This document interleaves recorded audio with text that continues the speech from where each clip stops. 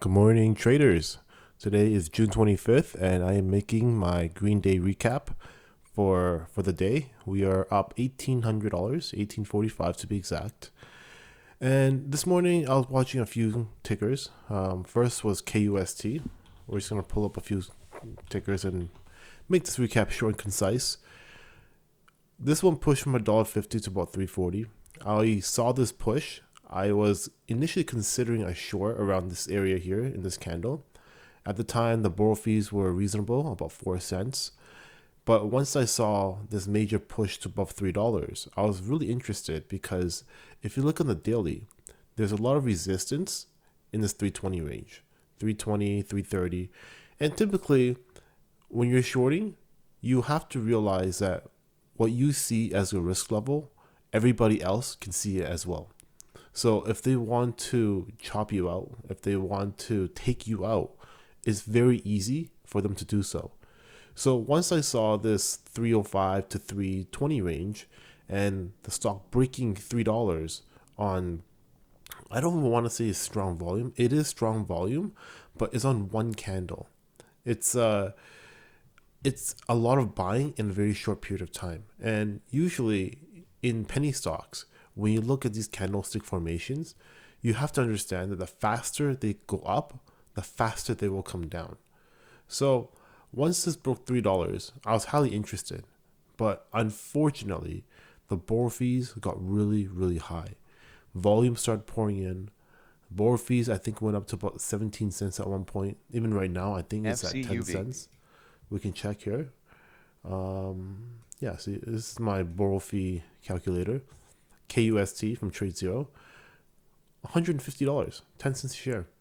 So if I were to short the stock right now, even at 217, 218, my cost would be 10 cents. And this is a strong downtrend. This is just the fade.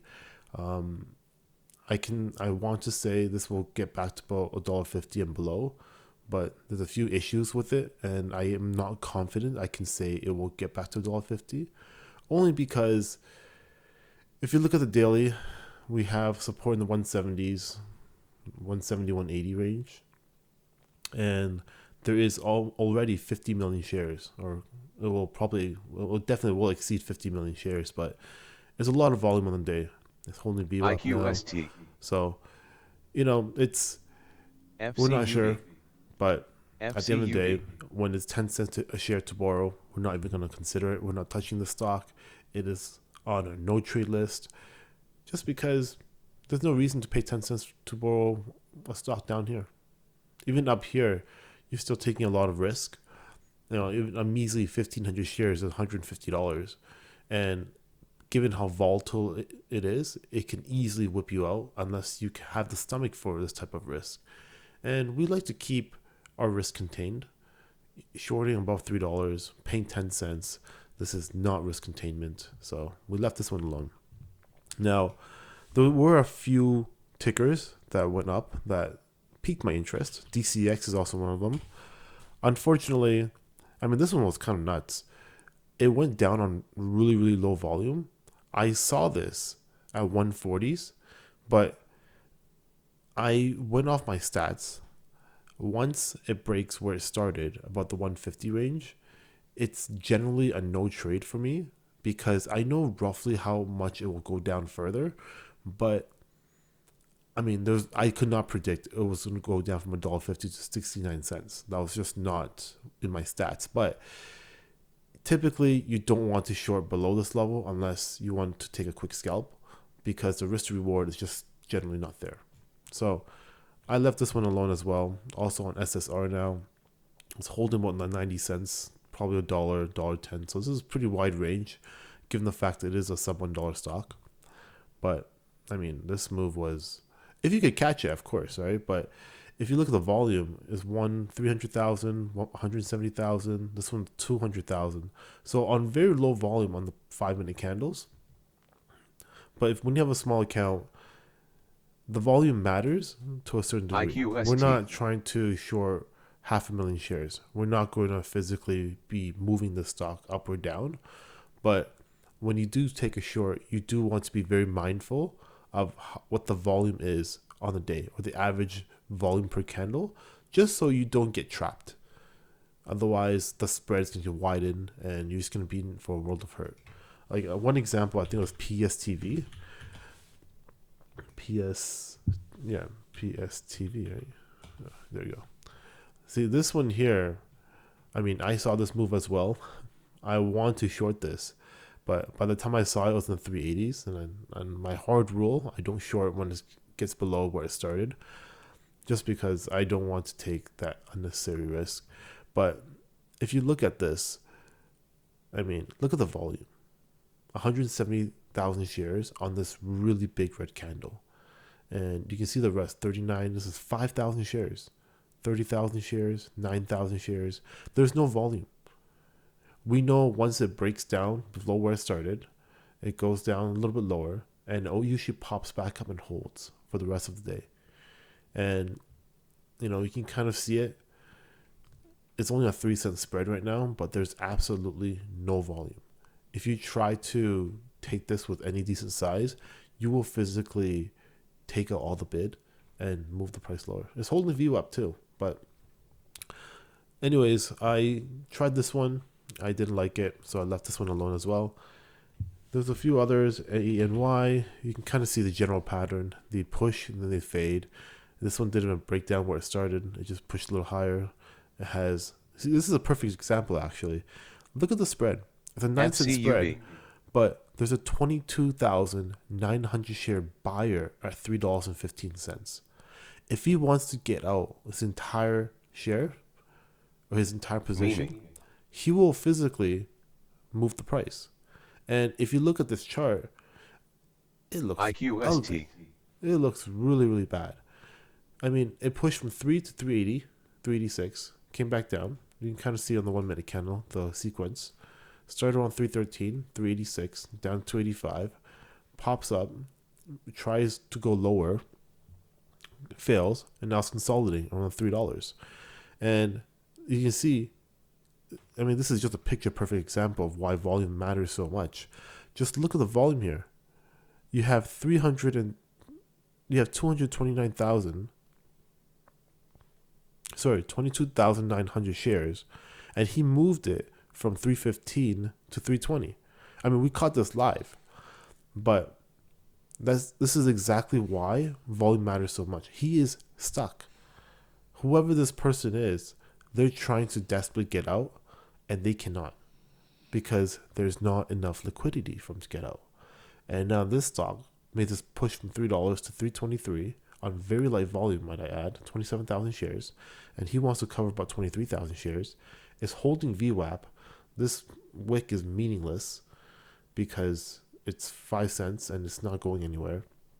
And unless somebody comes and bails them out, I mean, look at that. Somebody else says, I want to buy at 322 now, 7,500 shares. Now the bid is going up very slightly, but it is going up. And this is very, very educational because the stocks that we trade, especially penny stocks, you do not want to get caught in a position like this. Look at that. He moved it to 325. I mean, he moved it from 315 to 325. 320, now 325. He could have covered some at 324 earlier, but I mean, now 327. Like, this is what happens when there's no liquidity in a stock. You just see bids trying to outcompete each other. They're just trying their best to get out. But because nobody is even buying or shorting this stock, they cannot. So if I had the account size, if I had the money, if I had the willingness to short, let's say 30,000 shares right now, I would probably take out the 23,000 share buyer for whatever reason. Maybe he's shorting, maybe he's covering, maybe he wants to buy, whatever reason. If I were to short right now, I would probably take him out. But now I would be stuck. And this is pretty useful. This is very useful. Because if you're a beginner trader and you're watching this, you need to understand. You see, this is Mimi. if you look at the other level 2s, look how fast these are moving. Like, it literally looks like the level 2, the tape, is blinking. It's moving so fast compared to this one here. Right? But, I mean, that's for a different video. I just thought I'd point it out because it's right here on my screen. You always want to be very careful of the level 2. You want to see where the stock is going, how much volume it has, how much float it has, who's stuck, where they stuck, and especially when it's on SSR. I'll explain more in depth in a different video, but look at that. He's still there. Now he wants 328. And the ticker's at 339. So when we make these trades, we take so much into consideration. You can see my list here. These were all the tickers that I was watching, and only one of them made the list. MI. So we'll go through the rest quickly. SPFM. Again, huge push, faded. If you look at this, I mean, this one is a little bit better, but not by much. Very, very thin volume. It's holding on the daily, so it's actually not much better. It's pretty much the same song and dance. Very low volume, 4,000, 7,000, 7,000. I'm looking at the number here, by the way, the V20. The V, this one was 20 shares. I don't know where I saw that. 9,000, 7,000. So, if you have a small account, these don't really matter to you, but they should. You can look at it. You won't move the market, but you need to understand where the liquidity is, where buyers and sellers want to get in, where they want to get out, and whether these stocks are even tradable in the first place. If I can't trade this. I have a small account, but I can't trade this. And the reason is very obvious. It's holding $2 to $2.09. There's no range. VMR. I mean, if I short this or if I buy this, I'm at the mercy of a news headline or somebody dumping enough shares. But even on the daily, look at that. It's a whole massive consolidation. It's a flat line. So I'm not going to continue going on with the rest of my list. Maybe just IQST quickly. Yeah, this one again, SSR. I typically don't like SSR in the pre-market. I actually did borrow this and I gave it back. But let's just talk about Mimi, because this one seems to be moving really fast. I shorted at 4:30. I added here, but this wasn't really an ad. I actually got out and got back in at almost the same price. So let's just break down what happened. I saw Mimi moving. If you look at the daily, it has a very low flow, about 2 million shares. You can see there's a lot of resistance at 485, 440, $5. And I knew this is where most of the shorts and most of the longs are going to be buying. Breakout traders, they're going to go long about 450, 480. They're looking for blue sky setups. They're looking for a break above $5. They're looking for 6, 7. I mean, lately we've had a lot of really fast runners and really big runners. PLSM comes to mind.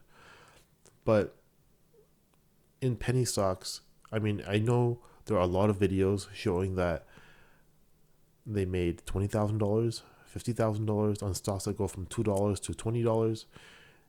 You have to remember, and if you're a beginning trader, you need to remember this.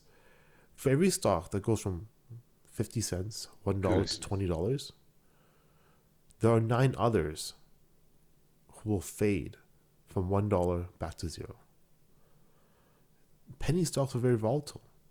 For everyone that can move, the remaining 90% will fade and come back down to where they started and eventually hit 0. One example is ADTX. I mean, look at this. So much dilution. There's literally no volume. It's just, I mean, these were from a series of reverse splits, but it was never at a true 615 million. But you can see most of they're always downtrending. They're just looking for retail money. They're looking for a way to do another offering. It's not even holding a penny. This is definitely going to have another reverse split, or they will get delisted. I mean, it's half a penny right now. Yesterday was at 6 cents. So I don't even think they will allow you to short at this level.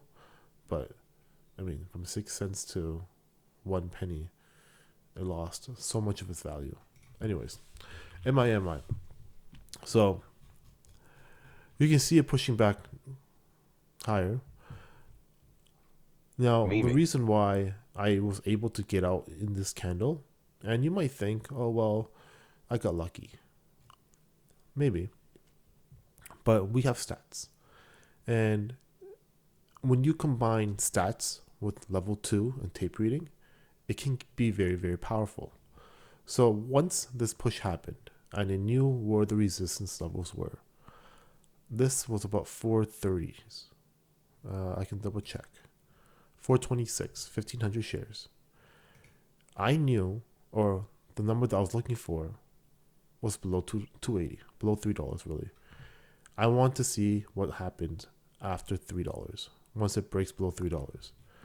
Obviously, the risk level is obvious, above $5. You can see it pushing now. I don't know if it's going to go higher. I suspect it will, because if you look at the volume, it's trending upwards, and you can see the lag. It's not your video, it's actually the broker, probably because you see these big buy and sell orders. So let me just see. Yeah, a lot of big buy and sell orders. So I got out initially around 340s, and on this wick right here. And once it popped, I tried to get in again above 350 for the breakdown. And my trailing stop loss was pretty obvious, was 380. That's where I drew the line. That's where I said if it gets back above 380, roughly half this push is about 380. I said that's where we get out.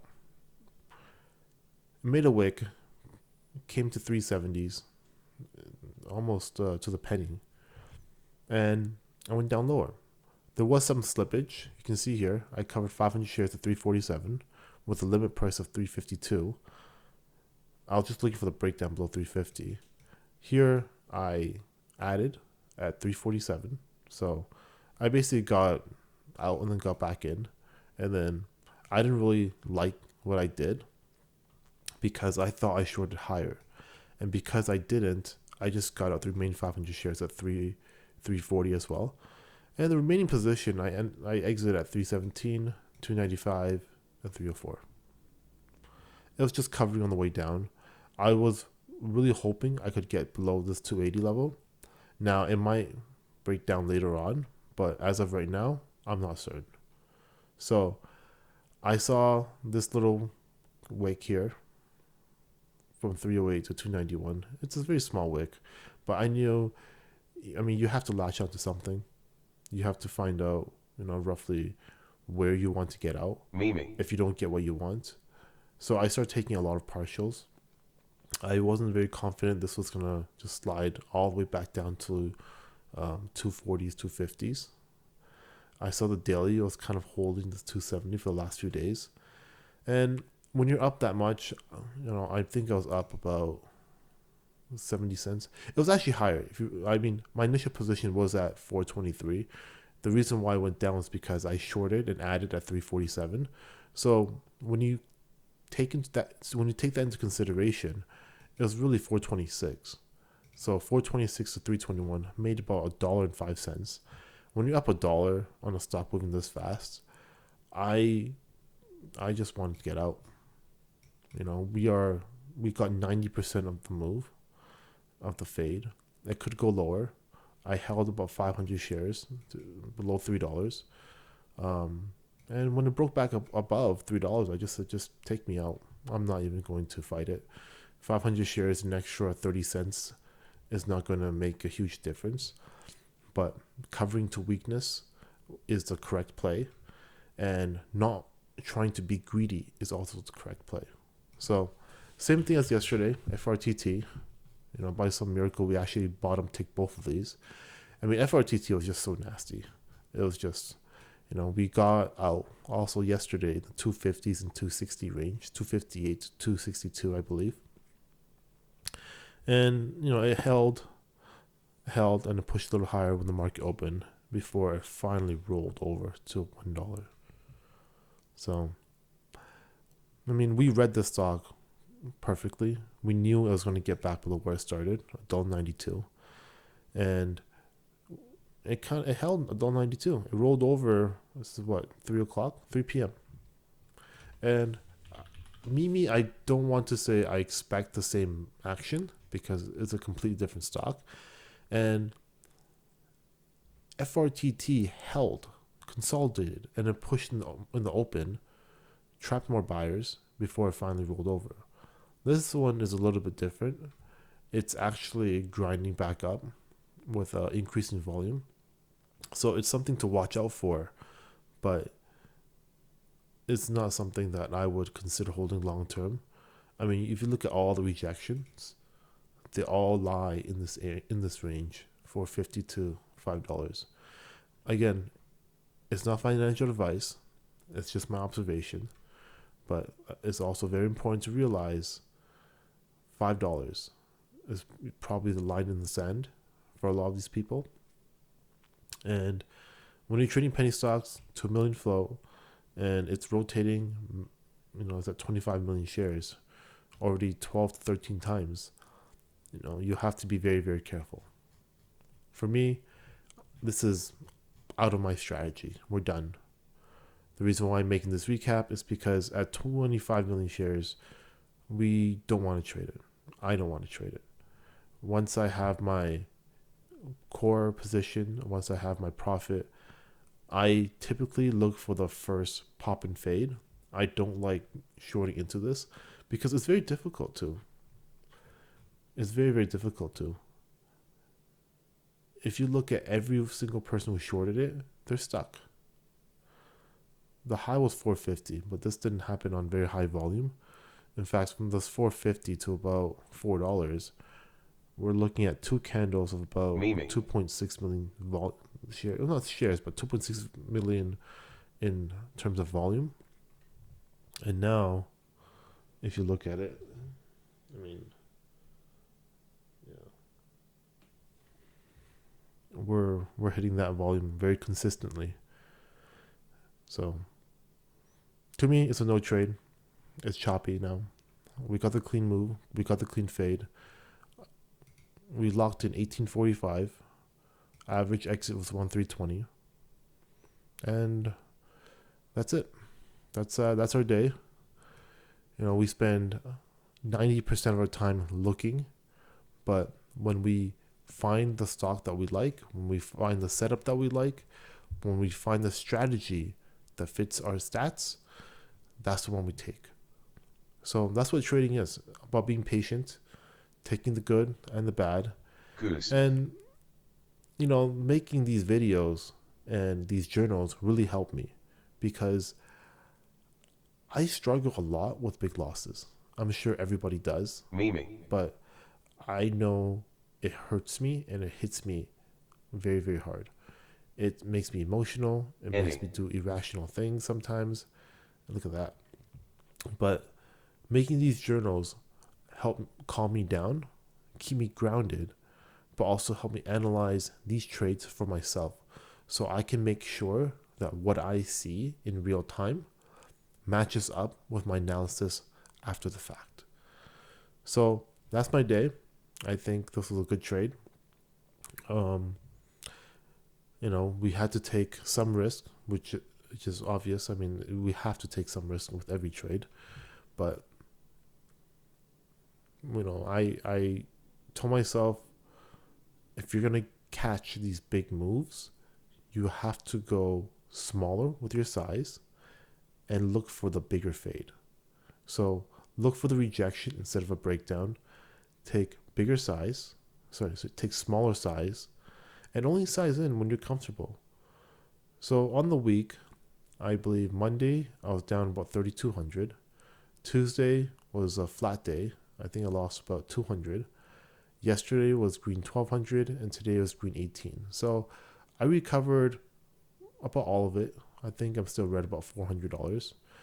We still have tomorrow. I won't be trading tomorrow. I'm actually going camping. But in terms of actually recovering from our big red days, I think we did a very good job this week. So that's my recap. I hope you guys continue trading. Hope you guys stay green, stay profitable, and hope you enjoy the video. And I'll see you guys in the next video. Thank you.